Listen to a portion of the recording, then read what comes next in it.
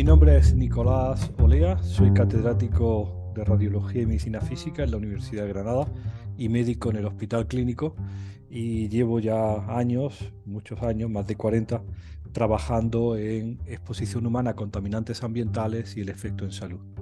Inicialmente mis intereses eran cáncer, porque trabajé en cáncer de tiroides, cáncer de mama, cáncer de próstata. Siempre son cánceres hormonodependientes, dependientes de las hormonas, y en un momento determinado pues hicimos una ampliación de objetivos, incluyendo las exposiciones químicas ambientales como causa de estas enfermedades tan frecuentes.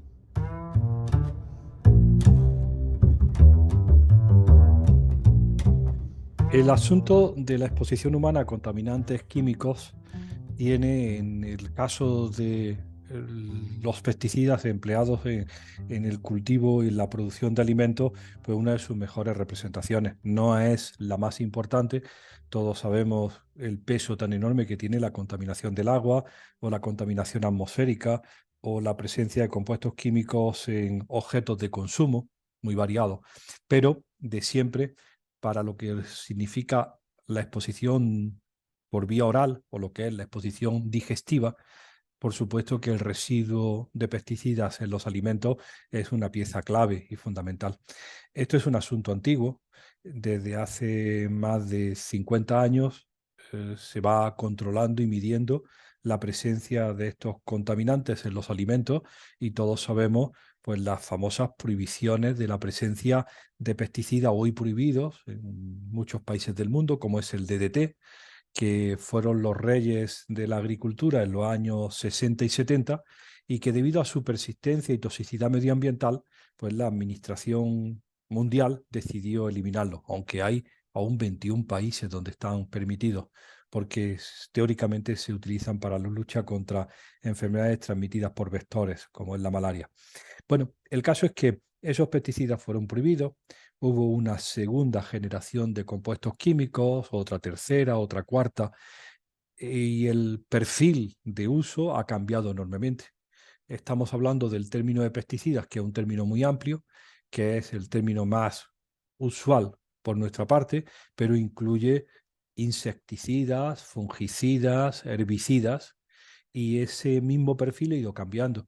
Durante años el número uno en ventas fueron los insecticidas, y actualmente los herbicidas, le hace glifosato, está por encima de la suma de todos los pesticidas, de los insecticidas, y los fungicidas, donde está el caso del diacinón que hemos comentado en alguna ocasión, pues están en el segundo lugar en ventas y en uso en Europa después de los herbicidas. Es decir, el perfil de uso de compuestos químicos por la agricultura convencional, yo le llamo la agricultura tradicional europea, porque es la que lleva 80 años haciéndose, y desafortunadamente ya no existen testigos vivos de una agricultura diferente.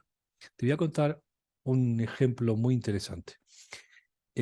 Cuando un agricultor de Andalucía quiere transformar su parcela de olivar en ecológico, porque está convencido de que hay otro mercado y otra forma de hacer las cosas, la mayor resistencia es su padre, que le dice: hijo mío, nos va a buscar la ruina. ¿Dónde te vas a meter en eso? Si no utilizas estos productos, los contaminantes, las plagas, se van a comer el producto. Es decir, lo que tú o lo que alguien podría llamar la agricultura tradicional mediterránea es una agricultura basada en el uso de pesticidas, porque así se inventó en la posguerra mundial, y así se vio que el DDT y sus acompañantes eran la única manera de producir alimentos. Es decir, ahora que hay otras tendencias y hay otra forma de pensamiento para producir alimentos, pues se van buscando alternativas y nos presentan con frecuencia que los productos que antes se utilizaban sí eran tóxicos, pero estos son menos tóxicos, o estos son menos persistentes, duran menos en el medio ambiente y por tanto son de menos preocupación. E incluso la administración, sobre todo la administración europea, que es férrea en esto, es de las más avanzadas del mundo, se encarga de controlar el residuo de estos pesticidas en los alimentos de los europeos y hace campañas y vigilancia anual y lo publica en resultados por países. Y donde sabemos que en global Europa el 36-40% de los productos de consumo alimentario de los europeos tiene el residuo de uno o más pesticidas y que el 4% tiene uno o más por encima del límite máximo de seguridad, lo que se llama el LMR, el límite máximo de residuo, que es como están en pecado, ¿de acuerdo? Bien, todo eso es una auténtica, es un constructo que protege muy malamente la salud de las personas, puesto que te diré, por ejemplo, que esos LMR, esos límites máximos de residuos, están establecidos para cada compuesto. Y si un tomate tiene 7, le dice, no, dígame usted cuál es la cantidad que voy a comer, si hay 7 tratamientos y 7 productos posibles en un tomate, 22 en el primer plato, otros 24 en el segundo plato y el menú del día, como publicaron recientemente los franceses, tiene 128 residuos. Todos dentro de la legalidad. Hombre, 128 residuos dentro de la legalidad, dime si hay un efecto sumatorio antagónico. A lo mejor tenemos la suerte y que el efecto es antagónico y uno contrarresta el efecto del otro, pero no, probablemente no. Entonces, ese sistema sobre el que se basa el control y lo que es la seguridad alimentaria no es correcto. Está denunciado y requete denunciado por la investigación, por las personas que nos dedicamos a investigación, pero férreamente defendido por las administraciones y por el comercio, porque han encontrado la forma de tener un posible o un control que le da a ellos una satisfacción enorme.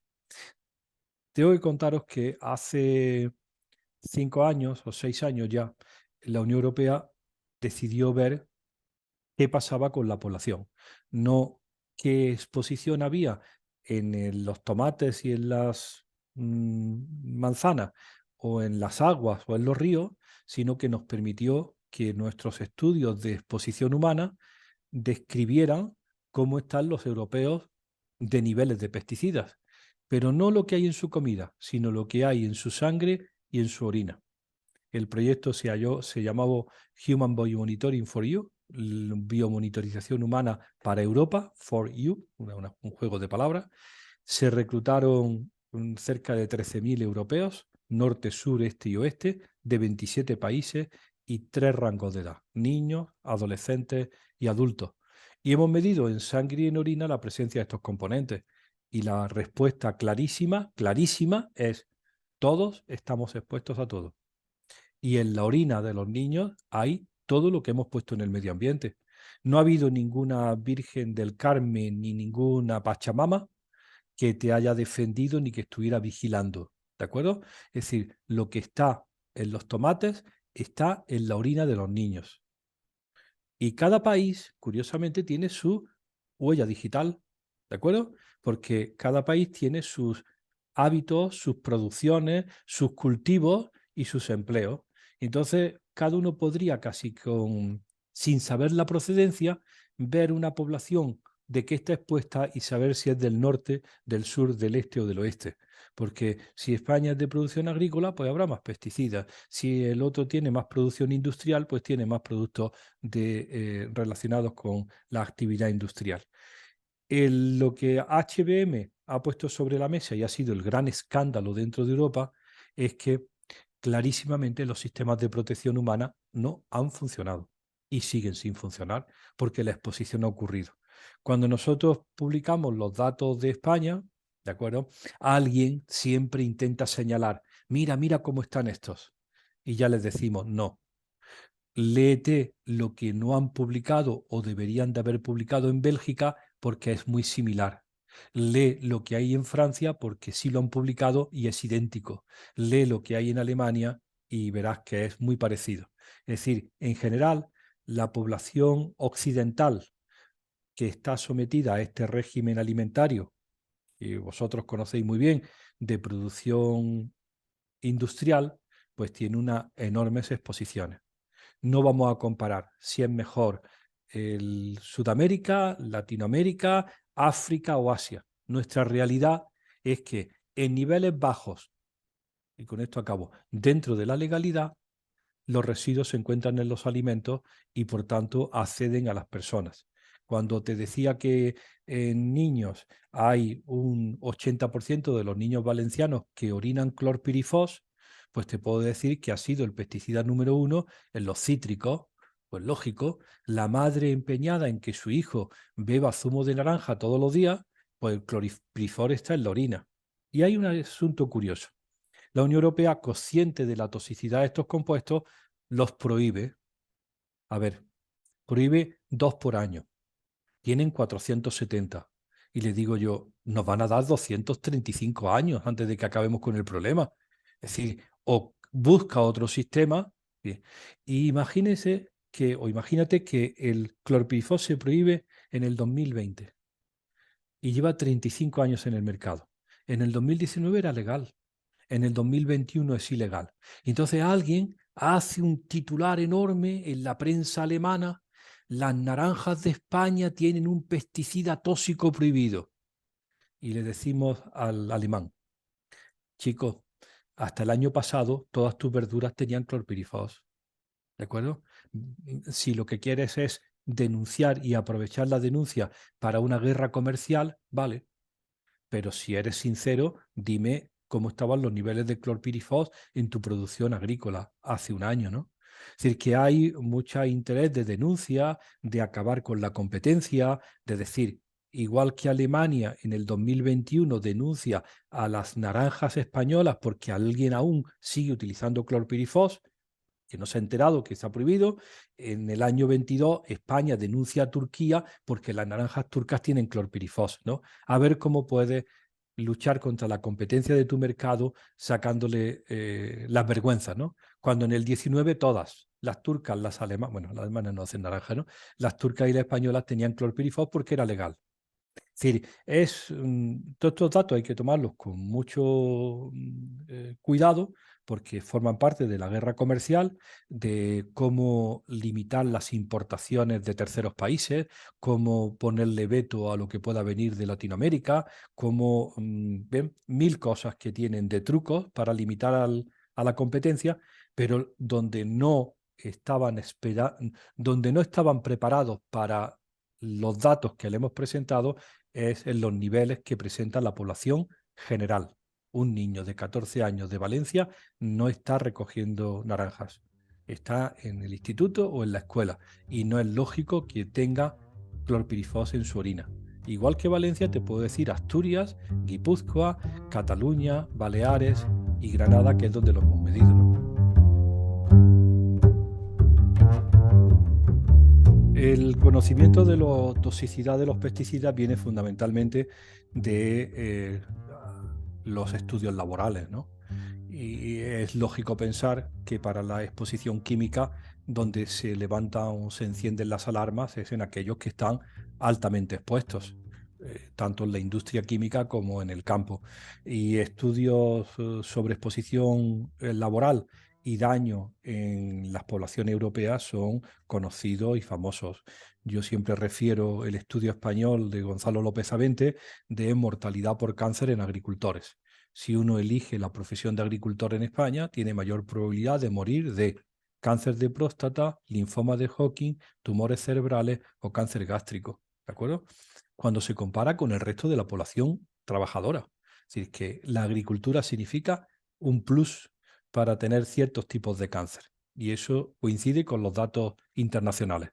Eso permite sospechar que esa exposición continuada, crónica, durante una vida a esas exposiciones, pues está relacionada con la mayor probabilidad de ese tipo de enfermedades.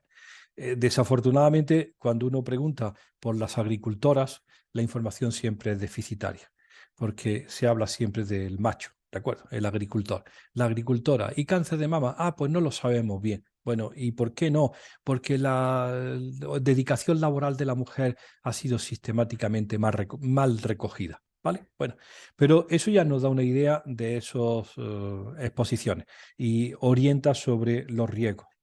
Lo que a nosotros nos ha interesado siempre, durante años, más de 32 años, es una forma especial de la toxicidad vinculada a estos compuestos químicos, que es el efecto sobre las hormonas. ¿De acuerdo?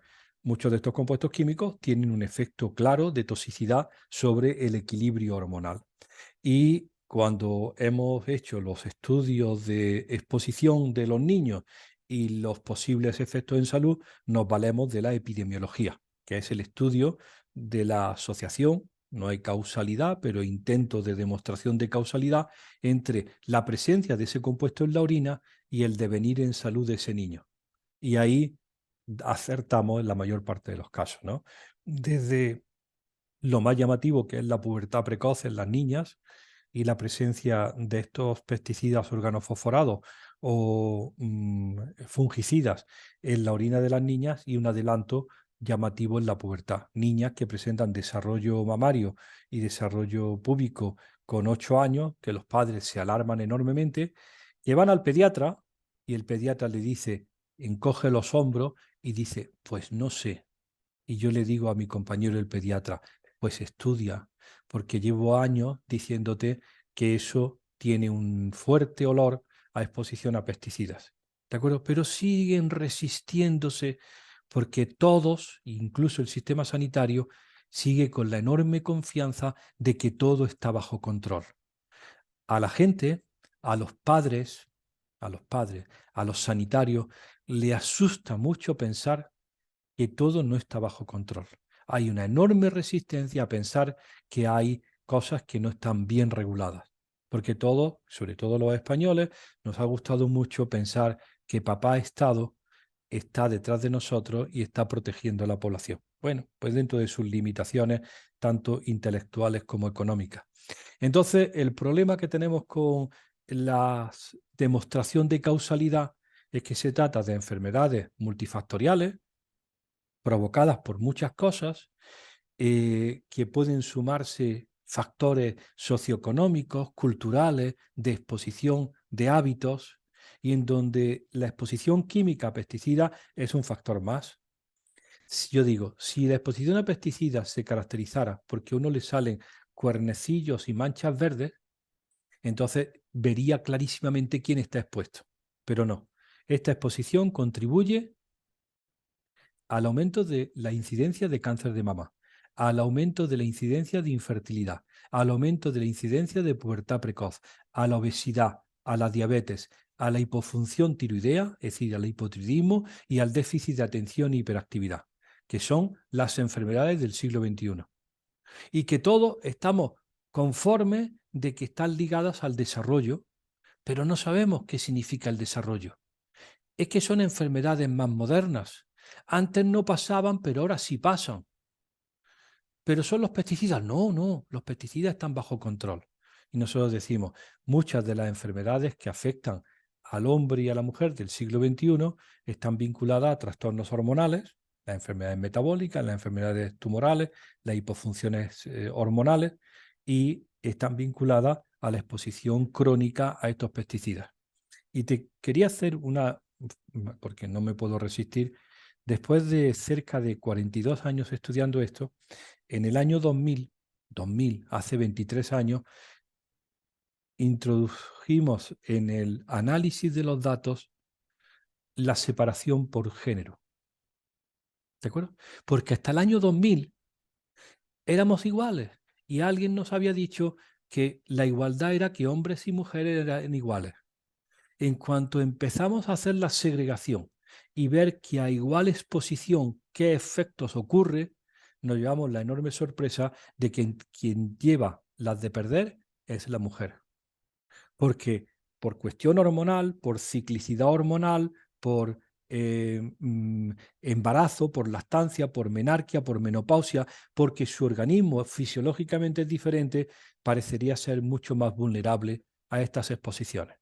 Y cuando hacemos las últimas publicaciones sobre adelanto en la pubertad, es en niñas, no es en niños. El adelanto de la pubertad ocurre en niñas. En niños, lo que acabamos de publicar hace menos días es un retraso en la pubertad.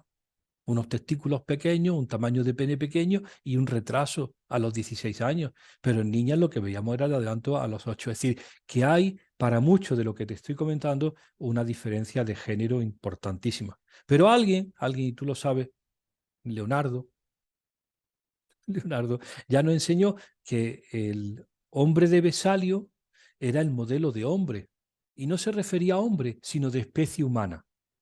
Y alguien me pasó el otro día una fotografía de la mujer de Vesalio, es decir, de la Mona Lisa, en la posición del hombre de Vesalio y diciendo, esta es la representación del hombre como especie humano, porque son mayoritarias. Si alguien nos hubiera dicho hace 500 años que la mujer era el representante de la especie humana, pues nuestra visión de todos estos problemas habría cambiado. Y no te quiero decir ya cuando hablamos de la transferencia de la exposición madre-hijo. Nuestras últimas 7 publicaciones, 7, están dedicadas a la presencia de estos contaminantes en la leche materna. ¿De acuerdo? Y los pediatras se disgustan porque dicen que estamos tocando lo más sagrado, que es la alimentación materna. ¿Y cómo vamos a desanimar a las madres? Y les decimos, no, hijo mío, no se trata de desanimar a las madres, es denunciar una sociedad machista y patriarcal que ha permitido que la mujer se exponga hasta este nivel de exposición, a sabiendas que ella es la que transmite al hijo, a tu hijo, hay que decirle a los machitos, a tu hijo, la que le transmite a tu hijo toda la exposición por vía materna, embarazo y lactancia. Es decir, el problema, te lo voy a decir muy claramente, es muy grave. Es muy grave. No es grave, es muy grave y afecta fundamentalmente a las mujeres del siglo XXI. Las mujeres de 23 años o menos son el verdadero blanco de este daño. Si toda la hipótesis que hemos defendido durante los 38 últimos años es cierta, las exposiciones tempranas ocurridas durante el embarazo son críticas y fundamentalmente ocurren y afectan al desarrollo de la mujer y a su descendencia. Es decir, ahora dime cómo solucionamos esto. Dime cuál es el nuevo parche que vas a poner. ¿Prohibir mañana el diacinón y pasado mañana el clorpirifos y al otro siguiente el nonilfenol? ¿Uno por uno? Además, te voy a decir una cosa que no me quiero callar. No me quiero callar. El día que se prohíbe el clorpirifos, ya la administración ha aceptado que era tóxico y se ha prohibido porque la evidencia de toxicidad es suficiente. Y dice, bueno, si la evidencia de toxicidad te ha llevado a la prohibición, ahora me ayudará a remediar el daño, ¿no? Ahora llamarás a aquellos que se han lucrado con la venta para que me ayuden a pagar la factura del psicólogo para el déficit de atención, la del ginecólogo para la infertilidad y la del oncólogo para mi cáncer de próstata. Tendrán que apechugar y arrimar el hombro en el pago de la factura. Nada. La impunidad es absoluta. Y no solamente de los vendedores, sino de la administración. Olímpicamente. Lo prohíbe y dice, ¿pero qué quieres? ¿Qué quiere, doctor Olea, si ya está prohibido? Digo, pues que se responsabilicen del daño causado. Imposible. La impunidad es absoluta.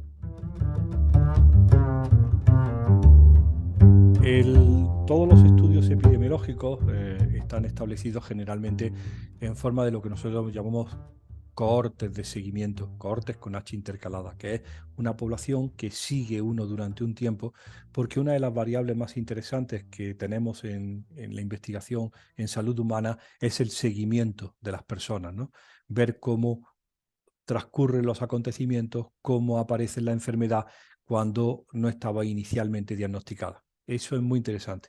En esos estudios de cohortes pesa muchísimo los factores que hemos dicho. En primer lugar, el género, no es lo mismo la reacción del hombre que la mujer, pero después los factores socioeconómicos son clarísimamente delimitantes porque están condicionando las exposiciones. La economía condiciona enormemente la exposición desde el acceso a la comida de mayor o menor calidad, a la comida basura o la comida bien gestionada, al medio ambiente urbano o rural, pero sobre todo dentro del medio urbano a una vivienda digna en un sitio con áreas verdes o una vivienda indigna en un barrio periférico, todo eso condiciona enormemente la enfermedad. Yo no quisiera decirlo crudamente, pero es una imagen que le repito a los alumnos. Cuando yo era joven, hace más de 60 años, la pobreza se diagnosticaba por la delgadez o se asociaba a la delgadez. Cuando uno ve las fotos de la España del 50, la población es francamente delgada, en algunas ocasiones malnutrida, y se ve sobre todo en la población pobre, ¿de acuerdo? Porque el acceso a la alimentación era malo y hay una malnutrición y una enorme delgadez. En la foto que se presenta en el año 2023, la población pobre es fundamentalmente obesa, muy obesa. Lo que se asocia con la pobreza es la obesidad. Y se asocia con la pobreza la obesidad no solamente porque haya más sedentarismo, no lo sé, sino fundamentalmente porque hay una pésima alimentación. La alimentación es la desviación del patrón normal óptimo de alimentación, del plato de Harvard, de la dieta mediterránea o de cualquiera que uno quiera, en donde la clave está en el consumo de frutas, verduras y hortalizas, legumbres y un cuarto o menos de proteína de origen animal, a esa alimentación que ha impuesto el fast food, el takeaway y lo que todos conocemos, que es verdaderamente miserable. Miserable. Miserable en su composición. ¿De acuerdo? Miserable en el sentido de las grasas, los excesos de azúcares. Está completamente desviada. ¿Vale?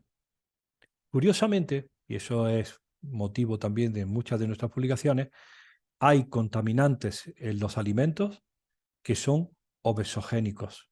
Una de las formas más llamativas y más dramáticas de la afectación hormonal es lo que llamamos la disrupción metabólica.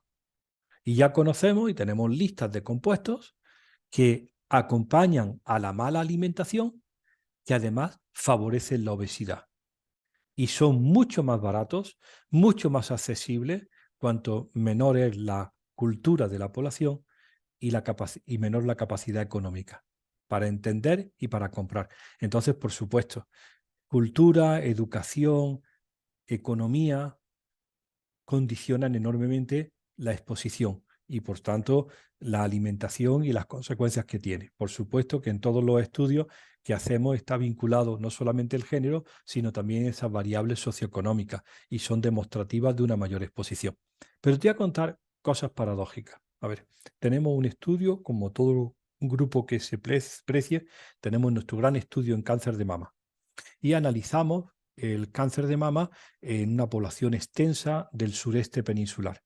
Y como la hipótesis era la exposición a pesticidas, pues todos estábamos con la hipótesis previa mental de que las labradoras, las mujeres que viven en el entorno agrícola, que viven cerca de la producción de la agricultura industrial, iban a tener mayor riesgo de cáncer de mama, dado que estos compuestos están vinculados a la enfermedad de cáncer de mama. El mayor factor de riesgo de cáncer de mama en la provincia de Granada y Almería, que fue donde hicimos el estudio, es estudios universitarios. Dice, vaya por Dios, vaya por Dios. Todo lo contrario a la exposición de la mujer rural. Bueno, entonces decimos, ¿y esto cómo lo vendemos? ¿Cuál es la razón? Y empezamos a analizar, el epidemiólogo y el bioestadístico nos echa una mano, dice, hay factores de riesgo, habrás visto, ¿no? La exposición química, los estudios universitarios, ¿vale? Pero hay factores de protección. ¿Cuáles son los factores de protección? Pues el tener el primer hijo antes de los 19 años, el tener más de 4 hijos y el acumular 36 meses de lactancia. Ahora la pregunta es, ¿qué universitaria puede tener al acabar el bachillerato un hijo, tener 5 hijos durante la carrera y acumular 36 meses de lactancia con una ley de maternidad que te impide dar lactancia en el trabajo? ¿De acuerdo? Es decir, al final los factores que protegen de cáncer de mama no son compatibles con la actividad, con la carrera profesional. Vamos a decirlo así, con la carrera profesional. Una maternidad dilatada a los 35 años, 36 años, y una lactancia reducida, pues todo eso. Y cuando uno trata de explicar qué hace una paridad temprana a los 19 años o una lactancia prolongada para proteger de cáncer de mama, hemos publicado y hemos dicho en voz alta lo más claro posible, y ojalá las personas que oigan esto lo entienden, la mejor manera de limpiar tu interior de contaminantes es el embarazo y la lactancia. Antes te limpie de contaminantes en el tejido mamario, mejor para tu supervivencia. Cuanto antes empieces, a los 18 años, más hijos tengas y más meses de lactancia, mejor para ti. Como yo digo siempre, para que la gente se entiere, con 5 hijos, tu mama se queda limpia como una patena. ¿De acuerdo? Que decimos en España, limpia como una patena. Y entonces el becario de la primera fila dice, pero eso se lo pasa al hijo. Y fíjate la dureza. El primer hijo se lleva el 60% de la porquería acumulada por la madre. Yo siempre digo, yo soy el quinto. ¿De acuerdo? Imagínate lo que es la exposición humana, cómo se libera uno de la exposición y cómo se revierten los riesgos y hacen paradójico lo de rural y urbano. Probablemente, ya sé que el año 2023 es diferente, pero para el año 90, para el año cuando hicimos el estudio, para finales de los 90, había una enorme diferencia todavía entre rural y urbano en cuanto a hábitos y exposiciones, y a lo mejor era más fácil encontrar una madre joven de 20 años en el medio rural que en el medio urbano. Ahora es muy difícil encontrar, por supuesto, casi imposible encontrar una universitaria que tenga hijos durante la carrera o durante su vida profesional. Es decir, todo indica que son enfermedades multifactoriales con etiologías, causas muy complejas y donde hay que tener mucho cuidado para hacer las presunciones. La Agencia Europea de Productos Alimentarios y de Productos Químicos y Mezclas, se llama la ECHA, que está en Helsinki y lo está haciendo muy bien, está teniendo mucha valentía, más que la Agencia de Seguridad Alimentaria que está en Parma.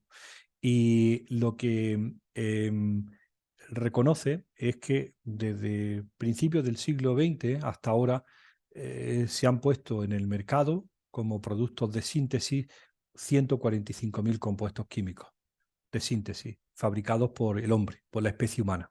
Son de desarrollo, son innovación. Dicen que actualmente en el medio puede haber unos 35.000 compuestos químicos. De esos 35.000 compuestos químicos sin parangón, siendo originales, porque buscan propiedades milagrosas, distintas, efectos no conocidos, de esos 35.000 hay 2.000 que parecen interferir con el mensaje hormonal de la tortuga, del camello, de la yegua y del hombre, es decir, con el mensaje hormonal. Las hormonas son mensajeros químicos que comunican un órgano con otro en cualquier ser vivo. Sobre todo los conocemos muy bien en el mundo animal. Esos mensajeros químicos, por ejemplo, el estradiol lo produce el ovario y se comunica con la mama. Pasa a sangre, viaja en sangre el estradiol y cuando llega a la mama le da un mensaje. Se podría haber desarrollado otro modelo, una cuerdecita y una campana, ¿de acuerdo? Que el ovario tirara y sonara una campanita. No, la idea ha sido un mensajero químico. Pues bien, ese mensajero químico puede ser engañado, entorpecido. Como me dijo un joven el otro día en una conferencia, ¿quiere usted decir que son hackeados? Que los disruptores endocrinos son hackers. Digo, vale, te compro la palabra. Pues bien, esos mensajeros pueden ser hackeados por los compuestos químicos. Y se conocen actualmente no más de 2.000 compuestos químicos de esos 145.000 que pueden interferir sobre las hormonas. Y yo digo, pocos son. Para 145.000, 2.000 son pocos. Muchos de ellos, y por conocimiento y por historia, pertenecen al mundo de la producción agroalimentaria y son pesticidas. El más antiguo y conocido de todos es el DDT. Si se acuerda o se acuerda el público, el famoso libro de La primavera silenciosa de Rachel Carson hacía referencia a una primavera sin pajaritos porque el DDT había acabado con los insectos y ya era una primavera muerta porque no había especies animales ni pájaros para comerse aquello. Y la causa era indirecta o directamente el DDT. Después vimos que es directa. La idea es que esos mensajeros son lábiles, son sensibles y pueden ser interferidos por los compuestos químicos. Como hay, a ver, una cosa que tiene que saber el público, como no hay más de 50 hormonas, porque no hay 5.000 hormonas, hay 50 hormonas, y estirando mucho, están los estrógenos, las hormonas tiroideas, las hormonas pancreáticas, las hormonas testiculares, la testosterona. Pues cada uno de esos sistemas presenta más o menos la habilidad a los contaminantes ambientales. Y de nuevo, parece que el sistema de los estrógenos, la hormona sexual femenina, es clarísimamente lábil a eso. Pero no es el único. Tengo que recordar algo. Podría preguntar como hago yo en mis clases. ¿Saben ustedes, señores alumnos, cuál es la quinta medicina más vendida en España con receta? No, dice uno. Los antirreumáticos, no, los analgésicos. No, no. Los 4 primeros son analgésicos. La quinta medicina después de los 4 analgésicos es la hormona tiroidea. Vivimos en un país de hipotiroideos. A las señoras de 35 a 50 años se les para el tiroides. De pronto han ido al ginecólogo por amenorrea, al digestivo por estreñimiento, al psiquiatra porque parece que no piensan bien, hasta que van al endocrino y le dice, tiene usted un hipotiroidismo. Le da la medicina mágica, que es la hormona tiroidea sintética, su vida vuelve a recuperarse y se queda sin diagnóstico. Le ponen tiroiditis autoinmune, tiroiditis de no sé qué, y le decimos a mis compañeros endocrinos, si hay un órgano lábil para los disruptores endocrinos es la hormona tiroidea. Hay de competencia en el mundo ambiente, en el medio ambiente laboral, sobre todo en el medio ambiente de tu domicilio, en lo que llamamos indoor, dentro de tu casa, al menos 5 candidatos para fastidiarte el tiroides. Los retardantes de la llama polibromados, los compuestos perfluorados, compuestos puestos en el medio ambiente de tu casa porque te protegen, son antifuego. Evitan que la ropa de tu niño arda, evitan que los sillones se manchen, repelen el agua y la grasa, han hecho toda tu casa un cúmulo de propiedades milagrosas. Todo eso significa una manipulación química. Muchos de esos compuestos químicos que la innovación está permitiendo, nosotros los describimos primero en la orina de nuestros niños y después empezamos a ligarlos, te lo voy a decir, al déficit de atención e hiperactividad. Me comentaba el otro día de, bueno, ya sabemos que los compuestos organofosforados como el clorpirifos están prohibidos y sabemos sobre su efecto en la memoria de trabajo o las intoxicaciones de los agricultores, pero ¿qué efecto tiene en niños? Te lo digo claramente, déficit de atención e hiperactividad. La pérdida de memoria del trabajo del agricultor, ¿de acuerdo? Que se llama así, en el niño que lo tiene en orina, es déficit de atención e hiperactividad. Y dicen los psicólogos, es que lo diagnosticamos mejor. Pero ¿cómo va a ser solo que lo diagnostican mejor? ¿No te estás dando cuenta que hay problemas funcionales ligados a la hormona tiroidea cerebral vinculado a estas exposiciones? Colocamos en el libro del residente, el que tiene que estudiar, cualquier residente que quiera hacer 4 años de endocrinología, un capítulo de 38 páginas que se llama Disruptores endocrinos, para que los endocrinos, desde su formación básica, sepan que hay contaminantes ambientales que afectan a las hormonas.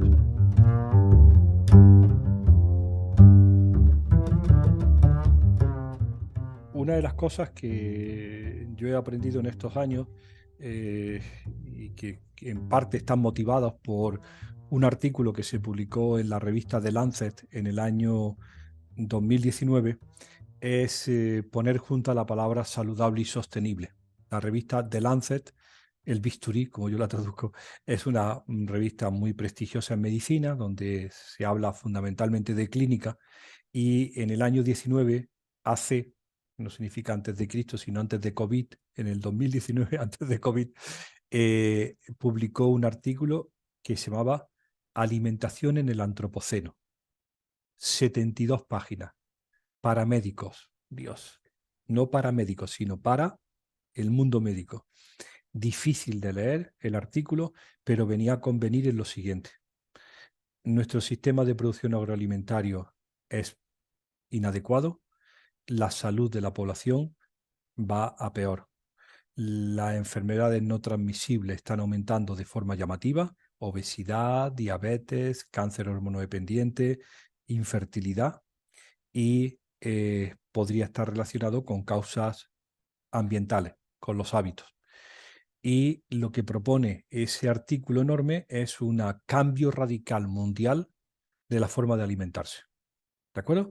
Y ya sea el plato que ellos proponen, ya sea la dieta de Harvard, ya sea la dieta mediterránea, lo que exigen y lo que demandan es una disminución inmediata del consumo de proteína de origen animal, que tiene que bajar a menos de un cuarto de la dieta diaria.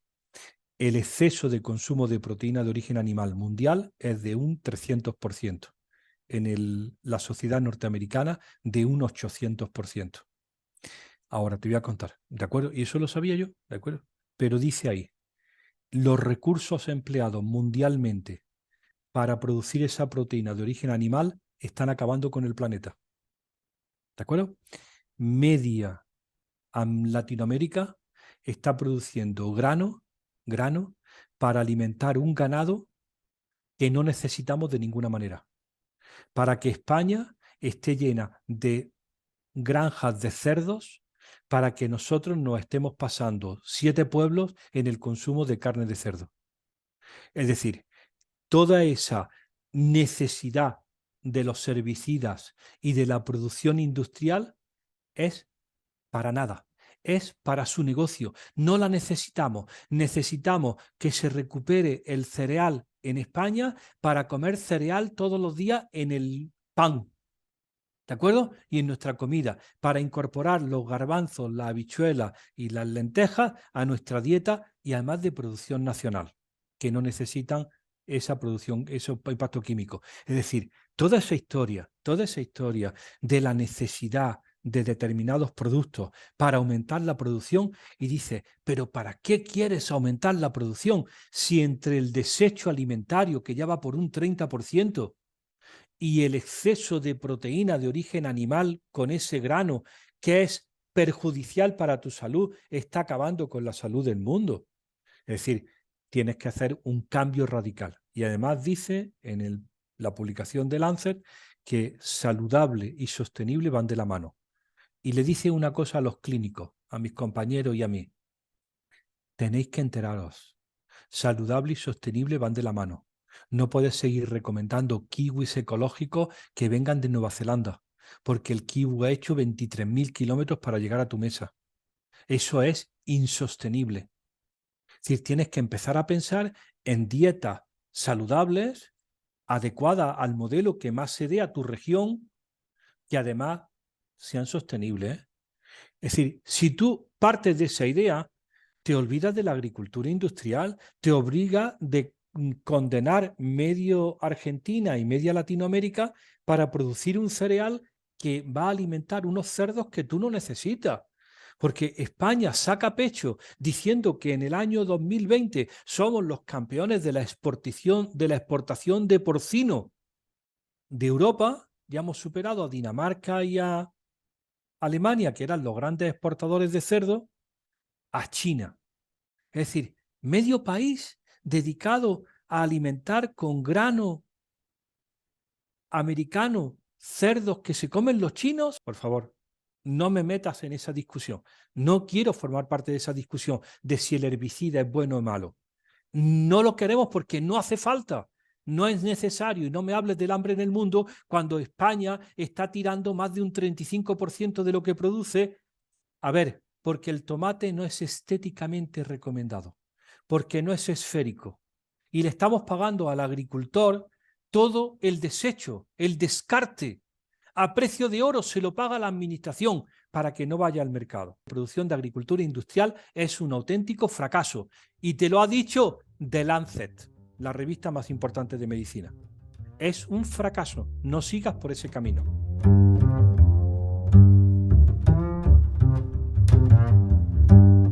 El principio de precaución tiene una clave que es su carácter anticipatorio. El principio de precaución se aplica en aquellas circunstancias en donde uno prevé aunque no tenga pruebas suficientes, unas consecuencias graves y anticipa, actuando preventivamente, las exposiciones o la situación o lo que tiene que, donde está decidiendo. En algunas de las situaciones que venimos comentando, la aplicación del principio de precaución ya ha fracasado. Ya no hay en disrupción endocrina, después de 32 años de publicaciones, ya no hay precaución. Ya lo que hay es la clásica evaluación del riesgo. ¿Cuánto de lo que está ocurriendo es atribuible a las exposiciones que ya han ocurrido? Es decir, que aplicar el principio de precaución tarde ya no es principio de precaución, ya es simplemente el sistema clásico y formal de evaluar cuánto de lo que tienes está contribuyendo a tu enfermedad, por ejemplo, ¿no? El carácter anticipatorio era bueno cuando son cosas de las que no sabes nada, las nanopartículas, la inteligencia artificial, donde dice, bueno, se me ponen los pelos de punta, vamos a ver, pero en muchas de las cosas que vamos diciendo, después de 352 publicaciones del grupo y 80.000 de evidencia, lo único que te falta es inteligencia, porque ni siquiera son malos, son más tontos que malos. ¿De acuerdo? Si fueran realmente inteligentes, se darían cuenta que esto tiene un precio enorme. Hay gente, hay expertos en Estados Unidos y en Europa que ya le han echado números a cuánto ha costado o cuánto está costando disrupción endocrina. Se han sentado y han pensado, ¿cuánto crees que contribuyen estas exposiciones químicas a diabetes? Un 3%. Y a infertilidad, un 5%. Y a cáncer, un 7%. Y a déficit de atención, un 3%. Le pasan los números al economista de la salud y dice eso vale N billones de dólares. Y dice la aseguradora, no podemos permitirlo, no podemos pagarlo. ¿Qué pasa en la economía europea? Que como todo se puede pagar porque las consecuencias de la ganancia de otros la paga el sistema, la paga el Estado. Fíjate qué curioso. Al final es el Estado el que se hace cargo del daño producido por las ganancias de otros, porque son las enfermedades comunes, que la población es obesa. Yo cuando vi al presidente de España hace 2 años decir que la obesidad es una cuestión de Estado y que va a ser el gabinete de la presidencia el que va a dictar el plan nacional para combatir la obesidad, ni siquiera se lo deja al ministro de Agricultura, ni de Economía, sino el propio, porque dicen, esto no puede seguir así, porque alguien le ha dicho, ¿sabe usted, su señoría, lo que vale esto? Lo que significa una población, un 50% de la población con sobrepeso y obesidad, lo que tiene de coste sanitario en hipertensión, en síndrome metabólico, en diabetes, en cáncer, los cánceres dependientes de la obesidad. ¿Sabe usted el precio que tiene esto? Que lo tiene que asumir en países como Italia o como España el Estado. Bueno, supera con mucho lo que un Estado puede soportar. Entonces, volviendo atrás, el principio de precaución está para cosas que sean innovaciones, pero no para esto.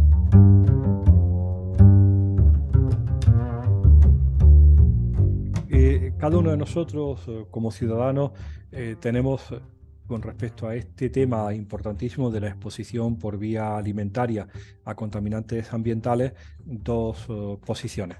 Podemos tener dos actividades o adoptar dos posiciones distintas. Una de carácter personal, que es preocuparte por ti y por los tuyos en cambiar tus hábitos. En los hábitos de consumo son importantísimos porque si mucha gente cambia los hábitos de consumo, el mercado cambia. ¿De acuerdo? Si uno decide no comprar algo y muchos deciden no comprar algo, el que vende deja de ponerlo, ¿no? Porque no se vende. ¿De acuerdo?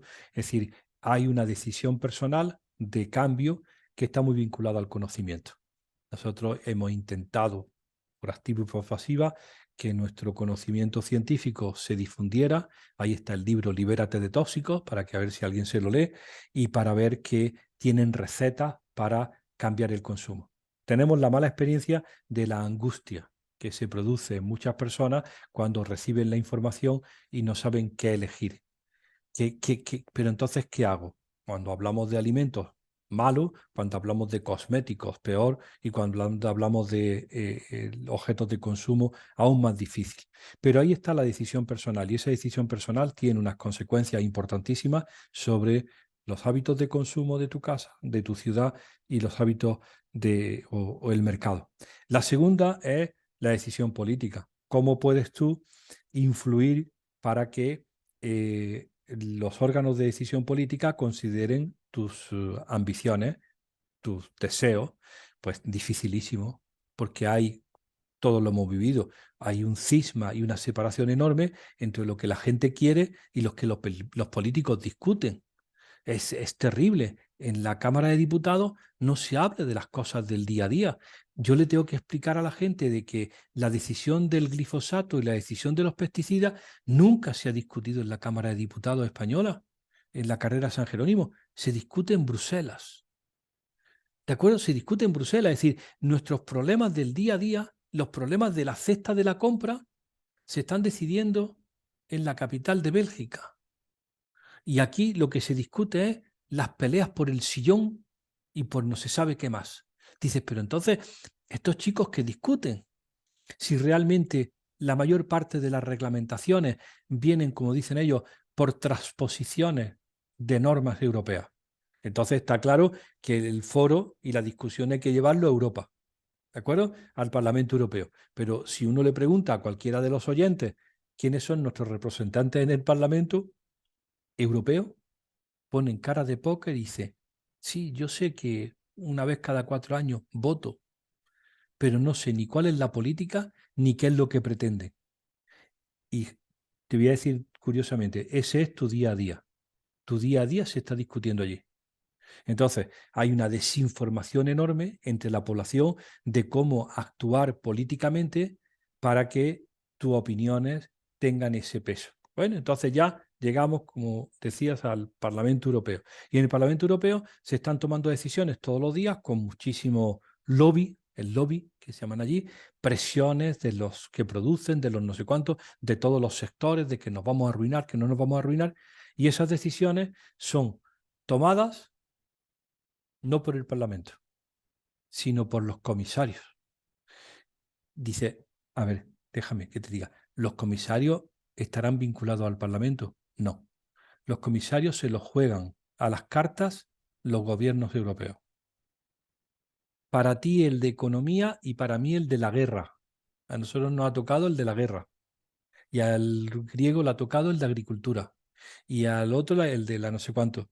Y en función de las ideas de esos comisarios, se está legislando en Europa, porque al final el Parlamento opina, pero es la Comisión la que da las órdenes que se traducen a cada país. Entonces, han acomplejado de tal manera el proceso que está claro que la clave está en la rebelión social, en el conocimiento y empoderamiento de la sociedad para que diga, el modelo está enfermo, el modelo es insostenible, ya no podemos más. Esto no tiene buen fin. ¿De acuerdo? Cuando lo hicimos la última vez fue en el 19 y hemos pasado 4 años en balde, curándonos de COVID. Y ahora volvemos otra vez en el 24 a ver si conseguimos recuperar todo aquel programa verde europeo que intentaba luchar por la biodiversidad, transformar el transporte, la producción agroalimentaria, y todos los sectores de la vida europea. Cuando leías aquel documento parecía que lo había escrito una ONG en lugar de un político.